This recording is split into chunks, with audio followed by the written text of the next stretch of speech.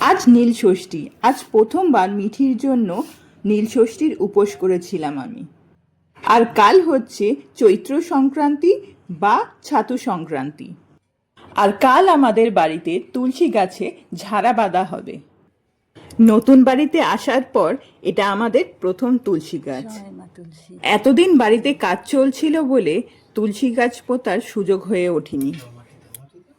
তাই ভাবলাম আজকের ভালো দিনেই নয় তুলসী গাছটা পোতা যাক। এরপর এটার উপরে একটা স্ট্রাকচার লাগাবো যেটার মধ্যে ঝাড়াটা ঝুলবে। পুজোর জোগাড় হয়ে গেছে, আর তুলসী গাছটাকে সুন্দর করে সাজিয়ে নিয়েছি আর ঝাড়াটাকেও সুন্দর করে বেঁধে নিয়েছি।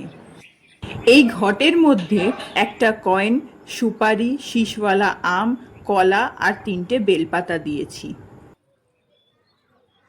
এই ঘটের নিচে একটা ছোট্ট ছিদ্র করে দেওয়া হয়েছে, আর এই ছিদ্রর মধ্যে 17টা দূর্বা ঢুকিয়ে দেওয়া আছে।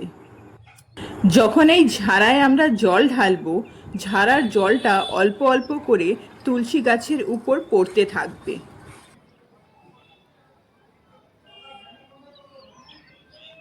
পুজোয় 5 রকম ফল দিয়েছি, সাথে মিষ্টি, বাতাসা, ছাতু আর আখের গুড়। যা যা প্লেটে দেওয়া আছে তার থেকে একটু একটু করে নিয়ে আমি ঝাড়ায় দিয়ে দেব। মিঠিকে ওপরে এনে পুজোটা দেখানোর খুব ইচ্ছা ছিল, কিন্তু রোদের এত ভীষণ তাপ যে ওকে আনা পসিবল হয়নি।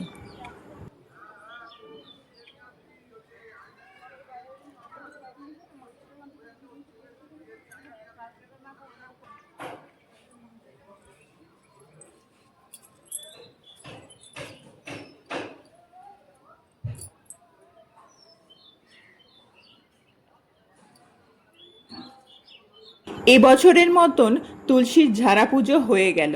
তোমরা কিন্তু অবশ্যই জানিও তোমাদের কেমন লাগলো। দেখি মামা, দেখা তোমার ড্রেসটা আজকে।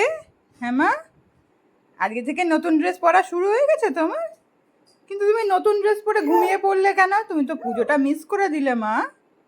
তুমি তো পুজোটা মিস করে দিলে। আমার সোনা মা পুজোটা মিস করে দিয়েছে। আচ্ছা ঠিক আছে, দুধটা একটু কমুক ছাদে, তারপরে নিয়ে গিয়ে আমি পুজো দেখিয়ে নিয়ে আসবো। হ্যাঁ মা, ঠিক আছে, যাবে তো? আচ্ছা।